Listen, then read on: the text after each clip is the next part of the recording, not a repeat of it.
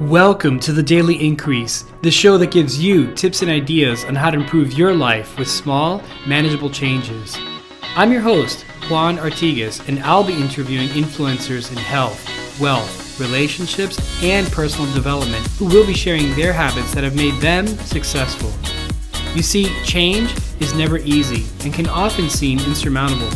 That's why if you can commit to small, meaningful habits, you will begin to improve your life in ways that you didn't think were even possible.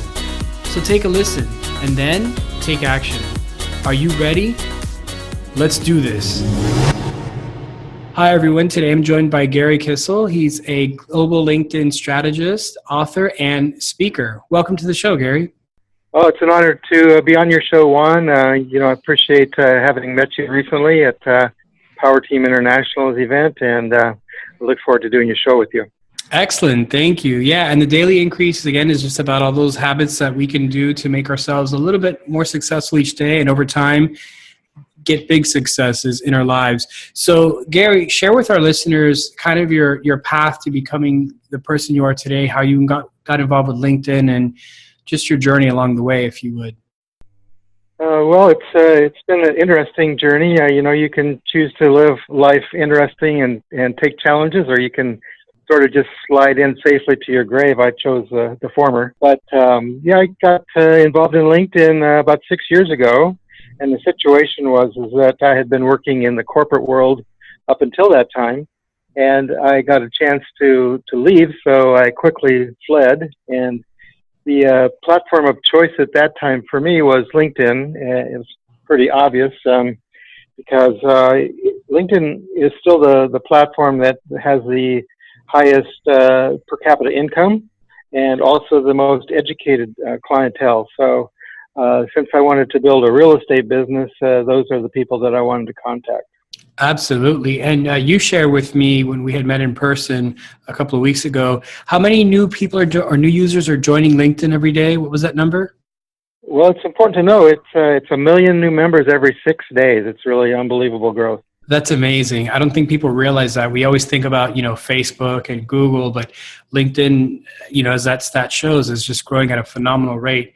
So what made you kind of make that decision to go from the corporate world to your own, entrepreneurship and being part of LinkedIn? Well, when you're working for somebody else, you're always subject to their whims and whistles, it seems. So, I was getting beat up. I was driving 6 counties a day, searching for cell sites, cell towers for the expansion of, our smartphone services. And it was just physically very demanding, and the rewards were diminishing as the longer I stayed. So, like I say, when I got an opportunity to strike out on my own, I took full advantage of the opportunity. And it's like burning the boats. You just have to make the plunge sometimes, and go for the gold. So that was my choice. Absolutely. That's a great analogy, burning the boats. That's kind of how I felt when I left corporate. And I think it's really the only way to do it. You kind of don't want to give yourself an option to go back. It doesn't mean you burn your bridges, but you just put yourself in a position where you have to succeed in your new endeavors to continue, right? Oh, I totally agree. And I think, equally important is to be clear about the vision. If you are having a scattered, series of visions that you want to accomplish, you may not be successful as if you have, one that's very specific and one that's very true to your core being and your core values. Absolutely. So when you made that decision to leave, were there some habits or things that you did every day that kind of helped you make that transition, both before you made the transition and immediately after when you were literally out on your own? Yes, because all of a sudden I didn't have to, get up and go somewhere. I could, work from my home, and so there was always new distractions in that environment. But what I began doing was feeding my head. So every day I would listen to some sort of motivational, quote or audio tape or whatever I had that was available, and I would keep building up a positive attitude, which I felt was very important. And the other thing is that I started keeping track of my successes. And I think this is critical for all of your listeners because every day, every one of us has some measure of success. But we don't record it. We often undervalue it, and we tend to forget about it. So one coach that I brought on after I left the corporate world taught me to keep a success journal, and I think that was extremely valuable and continues to be. So it's just a matter of, at the end of every day, writing down the successes that you had for the day and then your plan for the next day. And you may not, do it every day, but over time, it's going to create a higher level of confidence and you'll set higher goals. I really like that. I'm a big proponent of journaling myself, but I hadn't thought of that, keeping a success journal. So it could be, let's say you have a really bad day. It could be a minor thing like I made it to work on time, or, I was able to beat the rain or something before I went into the store. Things like that, right? Any kind of measurable success. Is that what you put in the success journal? Yeah, it is. And, if the news was reporting all the good things that happened, they wouldn't have time for all the bad things that they report. So That's it's kind right. of a perspective thing, if you will.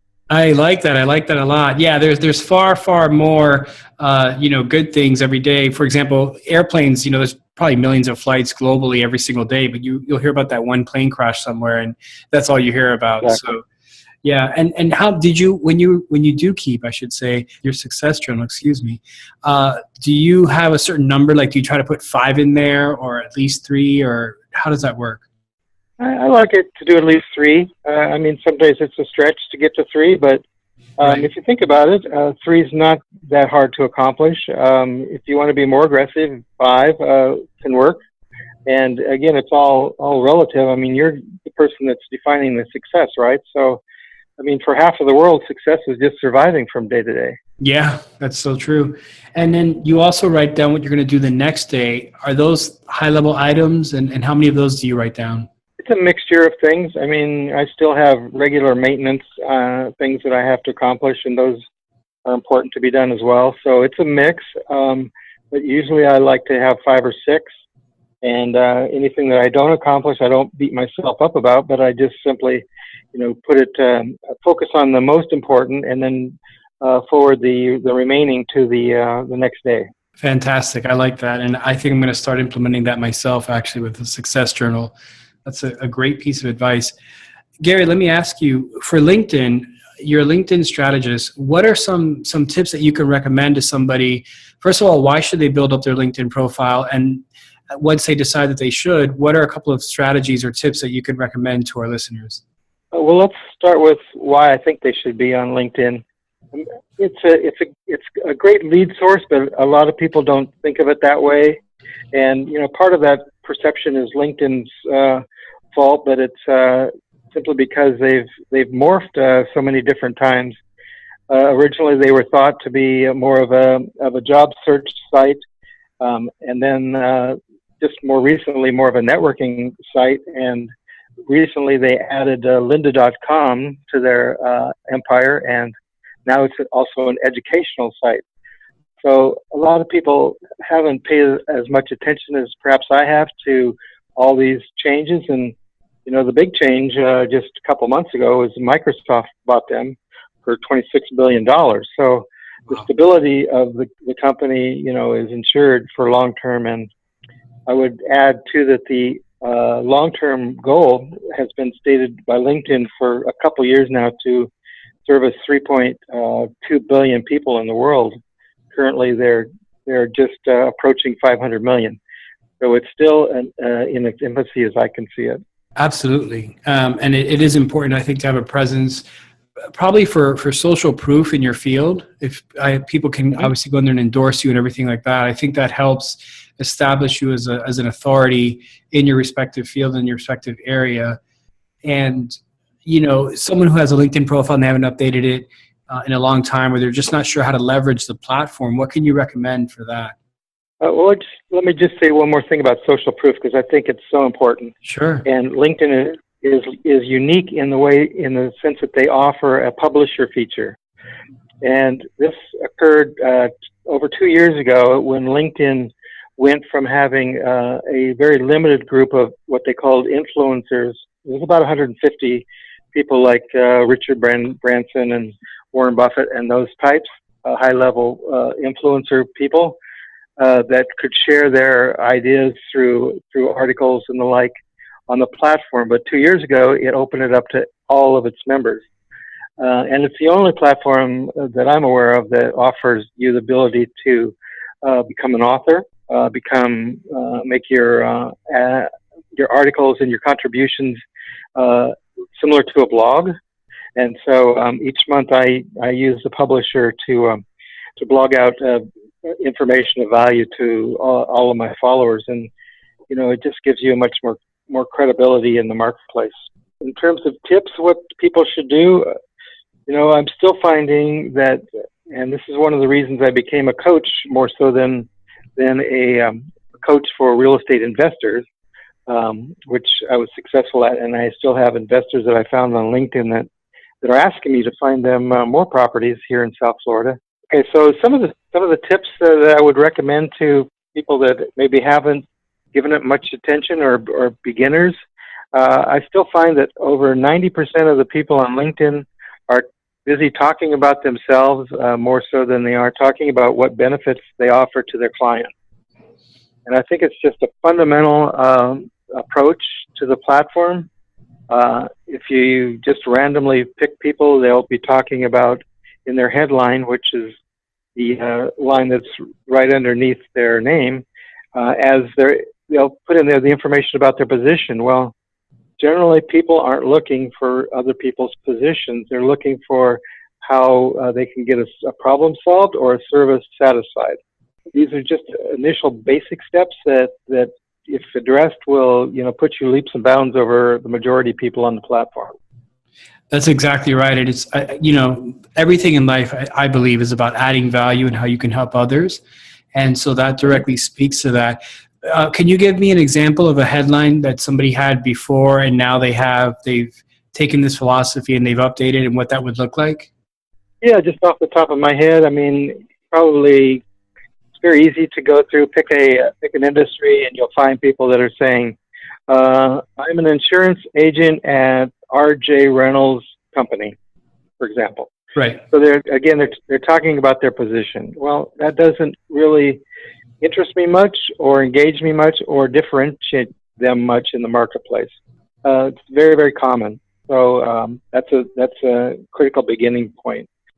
To change that headline, I would state what my specific area of expertise was in that insurance field. So, for example, I'm a very sought-after insurance agent in terms of your life planning and your retirement goal-setting services. So, something more along that line. And the terms that are going to be searched, retirement goal-setting is something that people would search for, not necessarily just randomly an insurance agent. Right, exactly. And LinkedIn has a built-in search engine, but it's also searchable through other avenues like Google, correct? Yeah, it's important to know that that headline that we're talking about, that definition of your services for your clients, is found on Google. If you develop your LinkedIn profile, Google will show that as one of its reference points for you, and your headline will show right there to all the people that are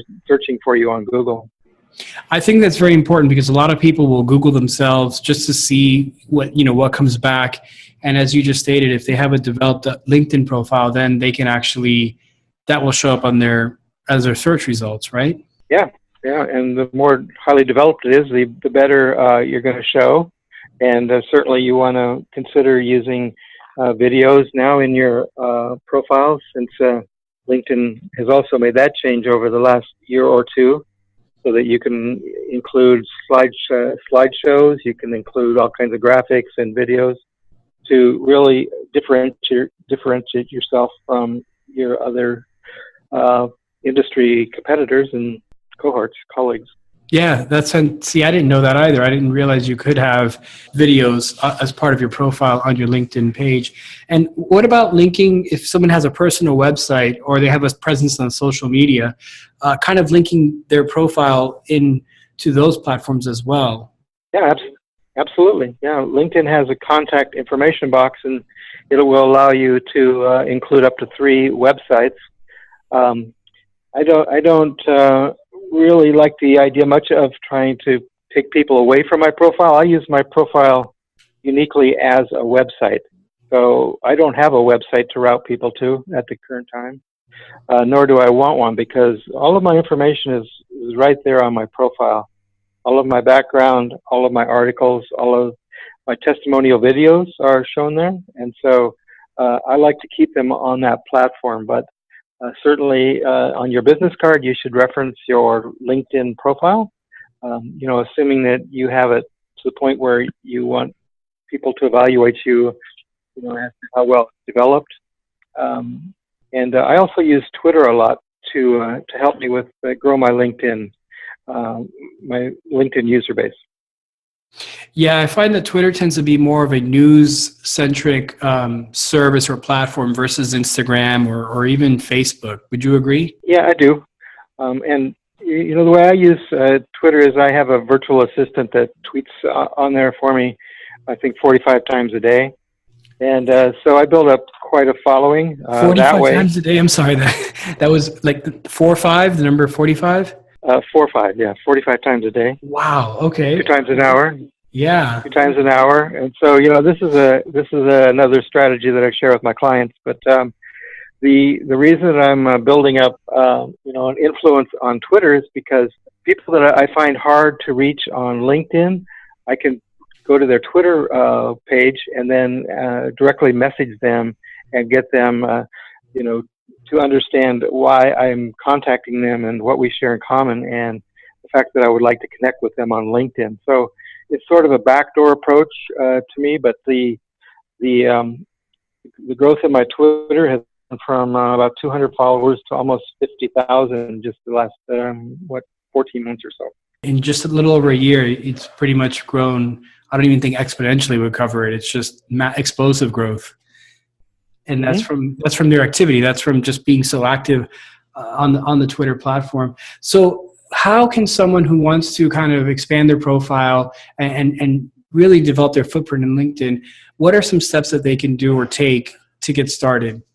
Well, they need a good picture. At least 10% of the people on LinkedIn don't have a picture, and it's the first thing that people see, and it's just a basic credibility factor that you should take some care in choosing a good picture, a picture that's looking into your profile as opposed to outside of your profile, for example. And then they should seek to gain at least 500 followers on the platform, connections, because that's basically a standard level of I guess what would you credibility on the platform. If you have 501, it will show 500 plus. If you have 20,000, it'll still show 500 plus. So you want to be at that level, right? Right. And then I was just going to say that you also want to get some recommendations. So people that know you well, that have used your service, have them recommend you. So if you have 3 or 4 or 5, that's going to help you in the rankings to be found. Excellent. And how does somebody, some people have 10, 15, maybe 100 followers. How does somebody get to that 500 level? LinkedIn helps you in that regard, especially if you have fewer than a couple thousand. So LinkedIn has a feature called People You May Know, and there's a connect button associated with those names, and LinkedIn will sort of waive their requirement to know emails of your contacts up to that point, so you can randomly connect with easily 500 without any sort of repercussion from LinkedIn. Once you reach a couple thousand, though, LinkedIn will be more restrictive about your ability to just kind of freelance through their platform like that. That's interesting. So it does encourage you and make it easier for you to get to that 500. I think people that don't use the platform too much might be intimidated by getting to that count. So it's good to know that sort of the algorithm helps you do that. and that's encouraging. Yeah, an intimidating number when you're first starting out, but there are tricks and trades, and that's why I recommend people get a coach, because there's a lot of these things that are not very well known about the platform, and I seek out experts in any particular field or new area if I don't know the terrain very well, because why make the mistakes they've made. Exactly, and that's really why you pay a coach. I think coaching is a huge part of development and should be part of everybody's lives. All of us have an area that we could stand to improve, and finding, like you said, a coach or an expert in that field and hiring them just makes the process so much faster. It is an investment, but you are saving time, which is at the end of the day the most valuable resource you have. So why not save time? Well, yeah. Once you have a clear idea of where you want to go, then why not take the direct route instead of wasting years trying to figure it all out yourself. It's just not something that's a wise avenue. You may think you're saving money, but in the long run, you probably aren't. That's exactly right, and such a good point. So, aside from LinkedIn strategies, what are some day-to-day habits that you find help you maintain your success as an entrepreneur and as an influencer in your space? Well, I think follow-up is critical. I have a 30-minute strategy that I use for LinkedIn, just because it can be an overwhelming platform, but I basically follow up on my incoming messages, people that want to join my network, and then also people that are already in my network, and those that I'm being notified by LinkedIn that they've either given me an endorsement or published an article or gotten a promotion in their position, and I'll take some time to acknowledge that and to thank those people that are new to my network. So that kind of follow-up is critical. It doesn't have to take a lot of time. That's why I use that strategy. It's one of the first things that I do every day. Yeah, that's excellent. So by follow-up, you just basically mean replying to them, thanks for the endorsement or thanks for connecting, that kind of thing?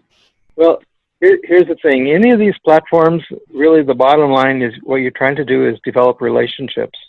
And so the more you can create a conversational relationship with clients and potential clients, the more successful you're going to be. Right. And again, responding quickly or having a follow-up plan fosters those relationships and just adds value and helps them grow quicker, I think. It also sets you apart because most people aren't doing it.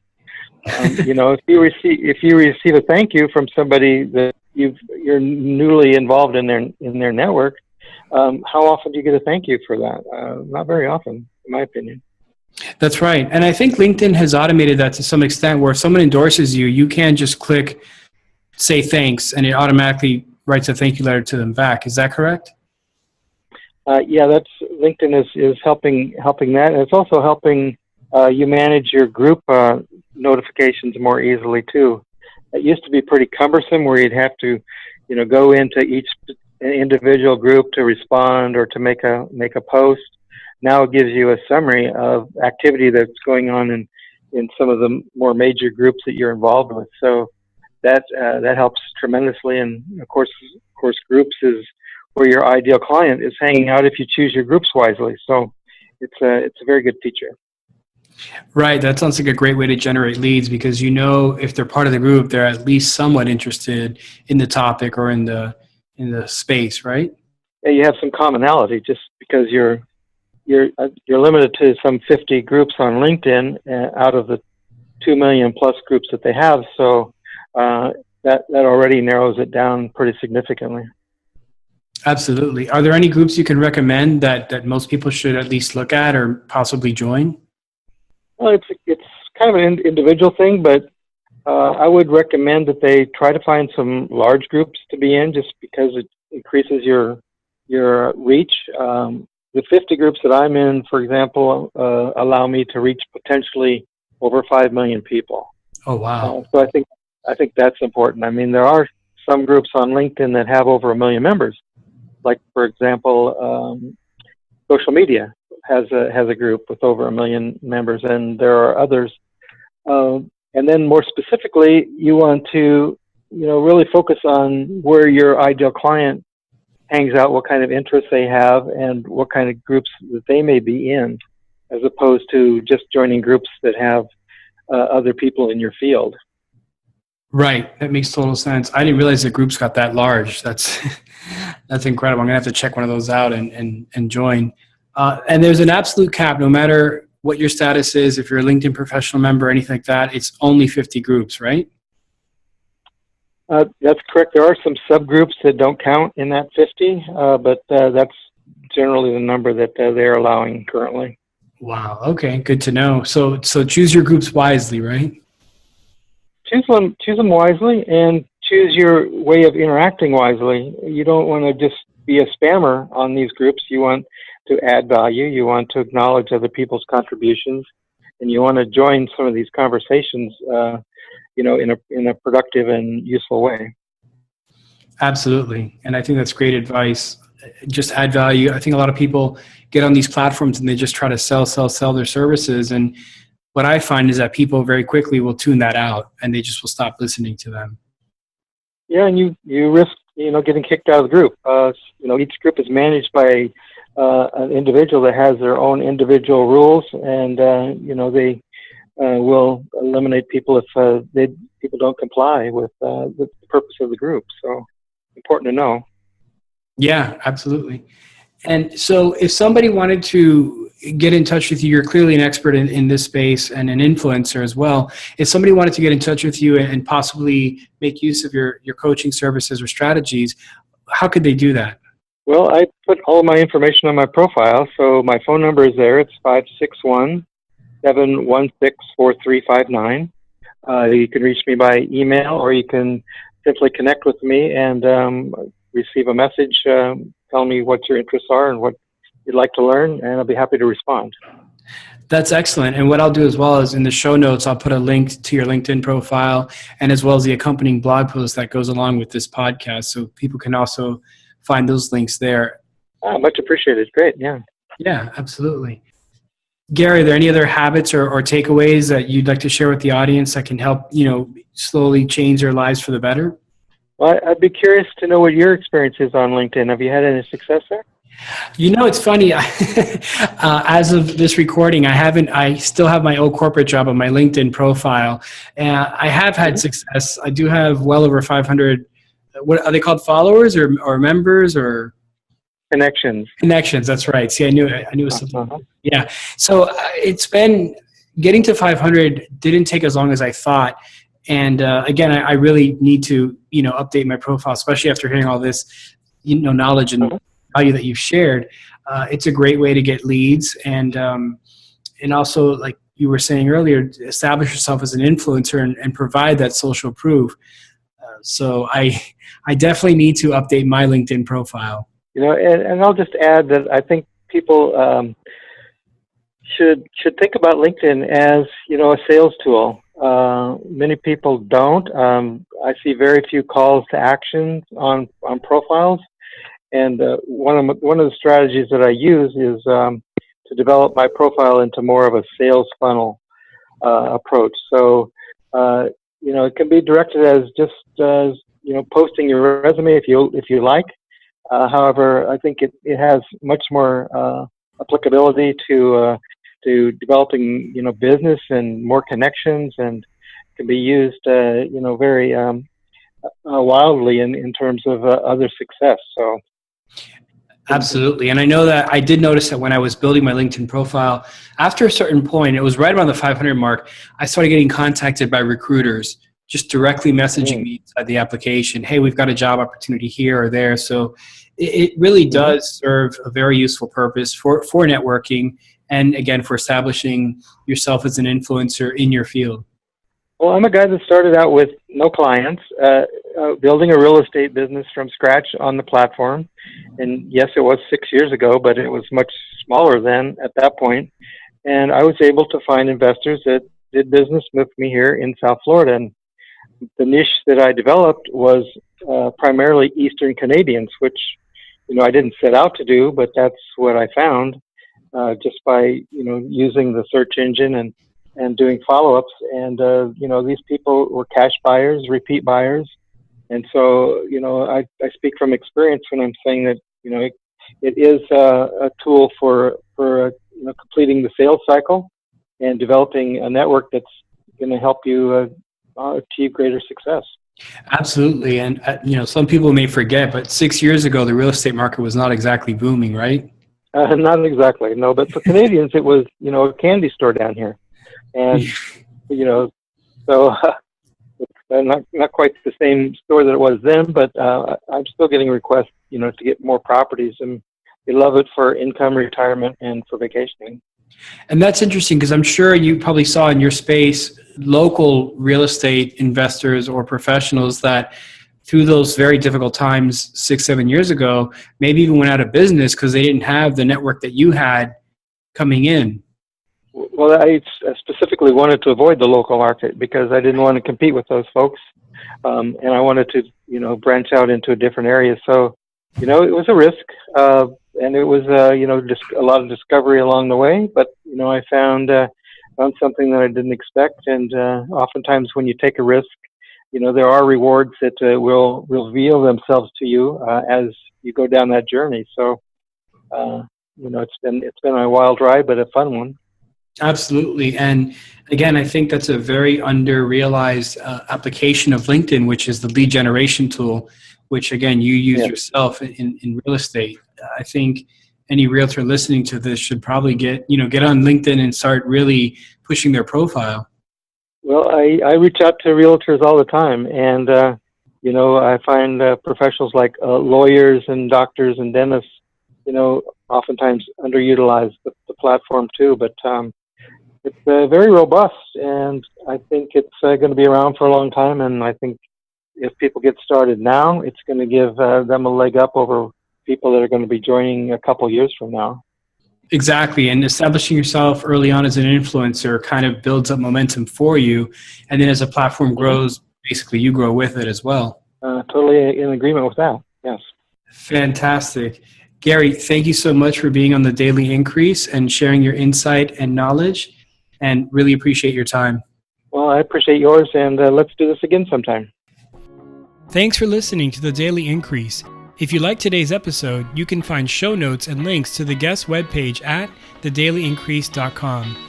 As an added bonus, you can also join our mailing list and receive a free report on 4 daily habits you can start doing today to change your life. Please subscribe on iTunes and leave a quality review. Thanks, and start making changes today. We'll see you next time.